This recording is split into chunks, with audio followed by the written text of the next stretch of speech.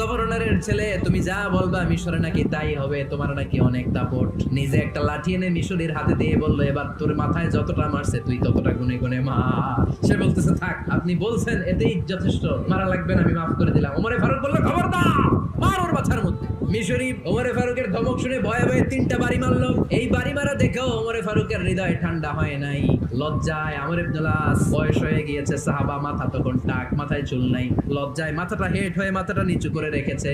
এবার রাগের চোটে ওমরে ফারুক বললেন, এবার আমর ইবনুল আসের টাক মাথার মধ্যে একটা মার। কেন ছেলেকে শিক্ষা দিতে পারে নাই? ইয়া আমর ইবনুল আস, তোমরা কখন মিশরীদেরকে নিজেদের দাস বানায় নিলা? আর ওদের মায়েরা তো ওদেরকে স্বাধীন সন্তান হিসেবে প্রসব করেছে।